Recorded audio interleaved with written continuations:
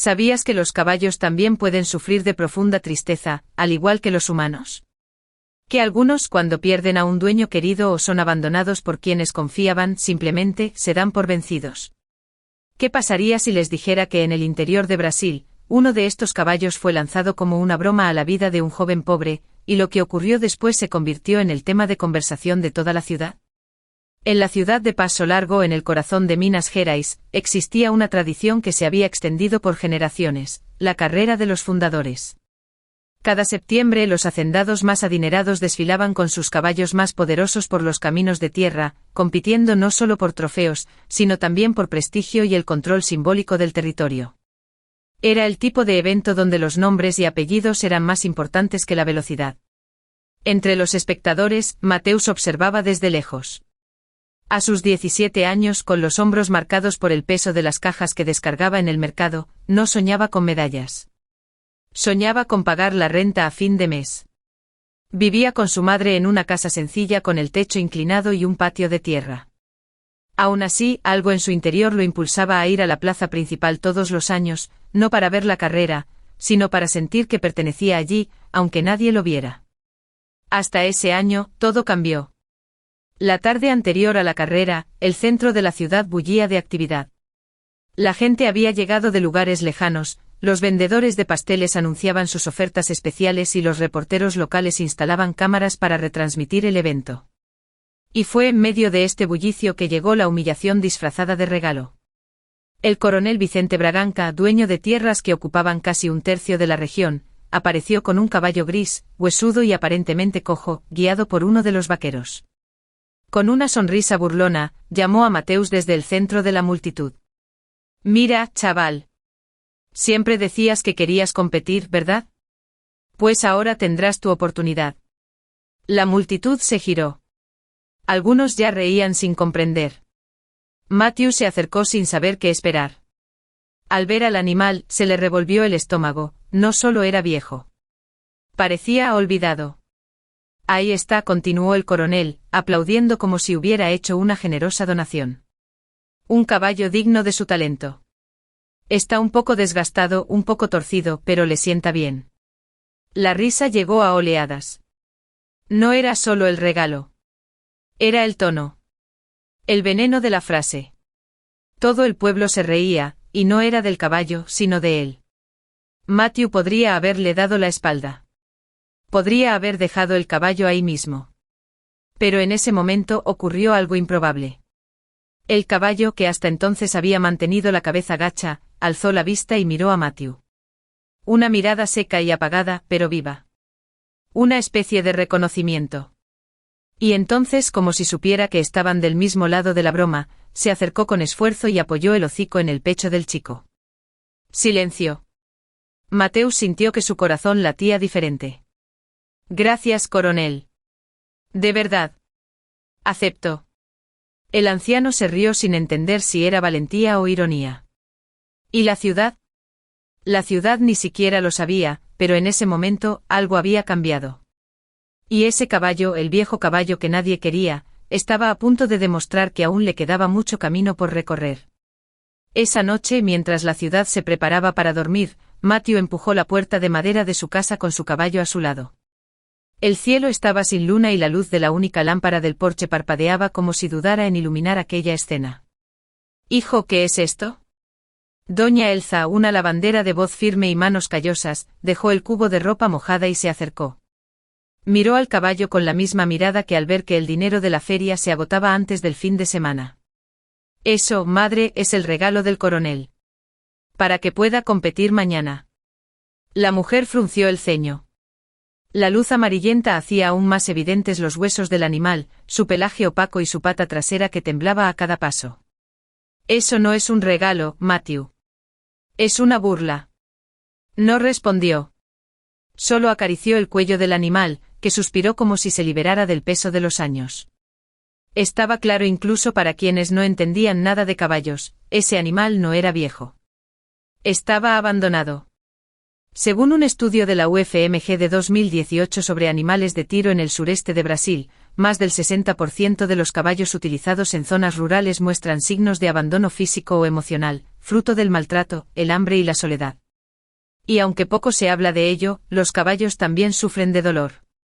Mateusz lo sabía intuitivamente. Desde pequeño notaba cosas que otros ignoraban. De niño, recogía pájaros heridos y los escondía debajo de la cama hasta que sanaban. Cuando veía a alguien humillado en la escuela, incluso a uno frágil, se involucraba. Fue este mismo instinto el que ahora le hacía ver a ese caballo como algo más que un cadáver. Con unas tablas y una lona agujereada, improvisó un refugio en el patio trasero.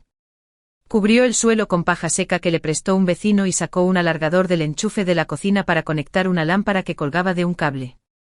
Y fue en esa penumbra que notó algo curioso, marcas circulares en la pata delantera. Cicatrices bien definidas, como si se hubieran usado herraduras especiales. Esto era inusual. Las herraduras técnicas, como las de titanio o aluminio forjado, se usan en caballos de competición, y rara vez se ven en animales normales.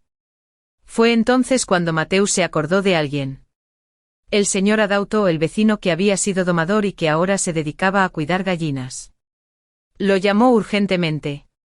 Señor Adauto, ¿puede ver algo aquí? El anciano, de barba blanca y memoria aguda, se acercó lentamente. Una sola mirada a sus patas le bastó para callar por unos segundos. Vaya. Esas marcas son de competición. Era un caballo de carreras. Y mira esa cicatriz en el pecho. Ya la conozco. Es de Brado. ¿Barba? Uno de los mejores caballos que esta ciudad haya visto jamás. Corría como si pudiera volar. Pertenecía a la señora Nair Braganca, la esposa del coronel. El corazón de Matthew se aceleró. La esposa del coronel había muerto hacía 5 años, y desde entonces, nadie había hablado de su caballo. Decían que lo habían vendido, que había desaparecido, que se había ido como la brisa después de la sequía. Pero allí estaba. No era un caballo viejo. Era un campeón herido. El señor Adauto se pasó cuidadosamente la mano por su pelaje seco y concluyó en voz baja. Esto no es la edad, Mateusz. Es luto. Luto y abandono. El chico tragó saliva con dificultad. Lo que hasta ayer había sido solo un desafío, ahora parecía un deber. Brado no solo necesitaba ser curado. Necesitaba ser recordado. El día siguiente amaneció gris, con esa especie de niebla que parece susurrar dudas. Mateusz se despertó antes del amanecer y aún con los ojos hinchados, fue directo al refugio improvisado. Brado estaba de pie. Respiraba lentamente como si estuviera midiendo sus propios límites. Sus ojos, antes vacíos, ahora tenían un atisbo de alerta. No era fuerza, era presencia. Matthew se dio cuenta de que algo había cambiado. Y no era solo el caballo. Fue culpa suya. Desde la noche anterior, algo lo inquietaba. ¿Por qué continuar? ¿Por qué insistir en una carrera que todos ya habían desistido? ¿Por qué arriesgarse cuando 500 reales, la cantidad que le ofreció un comerciante para que desistiera, serían suficientes para pagar 2 meses de alquiler y aún le sobraría algo para comer? Pero la respuesta no estaba en la lógica. Estaba en lo que Brado representaba. En la vida de alguien que nació pobre, las decisiones nunca son sencillas. Cada paso implica un sacrificio. Y a menudo es necesario elegir entre la dignidad y la supervivencia. Entre aceptar la humillación en silencio o resistir incluso cuando todos ríen. Y aquí es donde entra un concepto del que rara vez se habla, pero que está presente en historias como esta: dignidad silenciosa. La dignidad silenciosa es la fuerza que no hace alboroto. No grita. No exige audiencia. Es la fuerza que se manifiesta en la forma en que mantienes la frente en alto después de ser despreciado. En el esfuerzo por cuidar de alguien o algo, incluso cuando todo parece en vano. Mateusz nunca había oído ese término. Pero lo vivía a diario. Grita también. Los caballos, al igual que los humanos, son criaturas que perciben su entorno. Y las investigaciones lo demuestran. Según un estudio de la Universidad de Sussex, Reino Unido, los caballos pueden reconocer las expresiones humanas y responder emocionalmente a ellas. Perciben la tensión, la tristeza y la confianza. Esto significa que Brado no solo respondía al cuidado físico, sino que conectaba con el espíritu de Mateus. Allí estaban dos seres heridos. Dos olvidados. Y sin embargo en pie. Esa mañana, mientras limpiaba suavemente los cascos y le daba al caballo un poco del alimento que había conseguido a crédito, Matthew tomó su decisión. Si voy a caer, que lo intente. Pero no venderé mi vergüenza por comodidad. No había público allí. No hubo aplausos. Pero en ese refugio de tablas torcidas, dos corazones aprendieron lo que significa no ser fuerte, sino ser firme. Esa tarde el aire en paso largo era más pesado de lo habitual. Incluso el calor no era el mismo, había una inquietud que se extendía en el viento, como si algo estuviera a punto de suceder. Mateus aplicó de nuevo el ungüento natural en la pierna de Brado, como le había enseñado Seuadauto. Sus manos eran firmes pero cuidadosas. Ya no era solo un tratamiento. Era un ritual. Era un vínculo. Fue entonces cuando llegó lo inesperado, caminando lentamente, pero con el peso del trueno, el coronel Vicente Braganca. Oye, campeón. ¿Te ocupas de la herencia, eh? Matthew se levantó lentamente limpiándose las manos con un paño viejo. Está mejor, sí, señor. El coronel miró a su alrededor. El refugio, la comida sencilla, las raciones caducadas mezcladas con heno, todo indicaba escasez. Oí que rechazaste el dinero de Tonino. 500 es mucho para alguien que se gana la vida llevando efectivo. Matthew no respondió. El coronel se acercó al caballo y lo observó unos segundos. Luego bajó la voz. Te lo diré solo una vez, chico. Ese animal es mi problema. Y si sigues con estas tonterías, encontraré la manera de sacarlos de aquí. La sentencia no fue gritada. Pero dolió más que una bofetada. Era el tipo de amenaza que no viene con un cuchillo, viene con el alquiler atrasado, con favores negados, con toda la ciudad dándole la espalda. Así funcionaba el poder allí, sonriendo mientras te aplastaba. Pero Mateus, aún con miedo en el pecho, respondió con algo que el coronel no esperaba. Ya le has quitado todo a este caballo. No voy a dejar que te lleves el resto. Por unos segundos el silencio se volvió insoportable. El coronel frunció el ceño considerando si valía la pena continuar. Pero antes de que pudiera decir nada, su hija apareció en la puerta. Isabel. Papá, déjalo en paz. Vicente se giró lentamente sorprendido por la presencia de su hija. Eso es asunto de hombres, muchacha. No. Es un asunto del alma. Y lo sabes. Entró al refugio sin pedir permiso. Tomó el cepillo para crines y empezó a peinar a Brado con movimientos firmes y cariñosos. Ese caballo ya no es un chiste. Es un reflejo. Un espejo. De la cobardía, de la memoria borrada y de lo que aún se puede rescatar. El coronel no dijo nada. Simplemente le dio la espalda y se alejó con pasos pesados y silenciosos. Por primera vez, Mateus vio algo roto en la postura del hombre.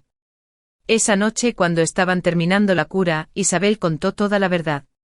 Brado había sido el caballo de su madre. Cuando ella enfermó, pasó los últimos meses cuidándolo. Era su consuelo. Su conversación era silenciosa.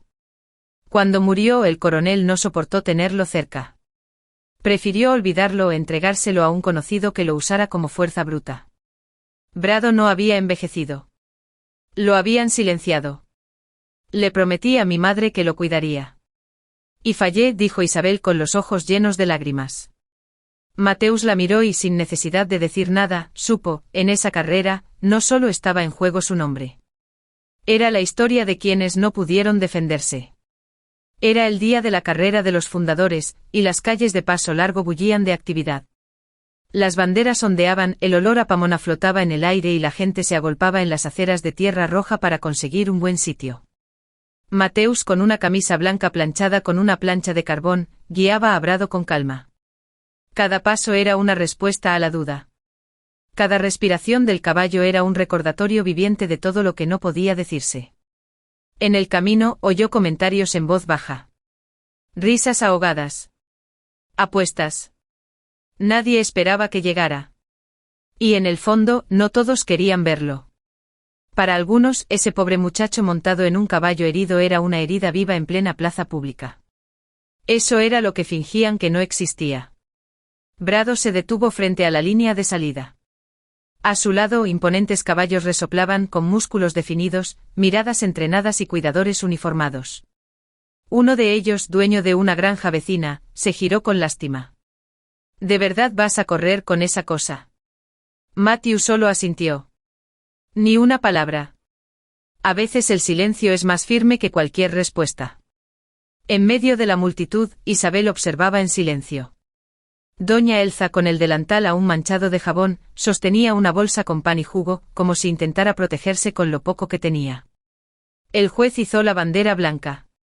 Un silencio incómodo se apoderó del público. El viento sopló suavemente. ¿Y entonces? Preparar. Ya. 5 caballos partieron. Brado, para sorpresa de todos, arrancó con los demás. La multitud estaba conmocionada. Los primeros 100 metros fueron impecables. Pasos firmes, hocico estirado, mirada alerta. Era como si recordara. Pero pronto llegó la primera curva. Y allí, camino a la vieja iglesia, el cuerpo de Brado empezó a mostrar signos de su límite. Su pata trasera, aún débil, cedió por un instante. Y el caballo tropezó. Mateus tiró suavemente de las riendas, queriendo aliviar el dolor. Pero el animal no se detuvo. Recuperó el equilibrio y continuó, aunque iba más lento. Aunque cojeaba. Aunque se estaba quedando atrás. En ese momento, nadie habló. El ruido de la carrera dio paso al silencio desconcertado de quienes no sabían si aplaudir o rezar. Brado no corría para ganar. Corría para no ser olvidado. En la última curva, mientras los demás caballos ya se acercaban a la meta, Mateus sintió temblar el cuerpo de Brado. Quiso detenerse. Pero entonces recordó lo que Isabel le había dicho. Este caballo no quiere ganar. Solo quiere que lo vean. Y eso fue exactamente lo que pasó. Cuando Brado cruzó la línea el último, toda la plaza se puso de pie. No por lástima, sino por respeto. Porque incluso quienes han pasado su vida siendo ignorados, cuando insisten en seguir, obligan al mundo a prestar atención. Matthew desmontó lentamente. Brado se mantuvo de pie con piernas temblorosas, con el pecho agitado, pero se mantuvo en pie. No había sonrisas amplias ni lazos dorados a su alrededor. Pero había algo que nunca antes había experimentado, ojos atentos. Miradas diferentes. Silenciosas. Profundas. Isabel se acercó, ignorando las miradas de quienes la habían criticado previamente. Tocó el hocico del caballo con dedos temblorosos. Lo lograste, susurró casi con un grito ahogado. Volviste. Mateus, con la mano aún en el cuello del animal, respiró hondo. No había medalla. Ni trofeo. Pero había algo más grande, ya nadie se reía. Por primera vez, no lo veían como el hijo de la lavandera, ni como el chico de la caja del supermercado. Era Matthew. El que no se rindió. El que tomó lo que sobraba y lo trató como algo sagrado. El que veía dignidad donde otros solo veían desperdicio. El coronel Vicente, de pie al fondo, observaba todo sin moverse. Sus ojos estaban fijos en el caballo que una vez fue el reflejo del amor de su esposa.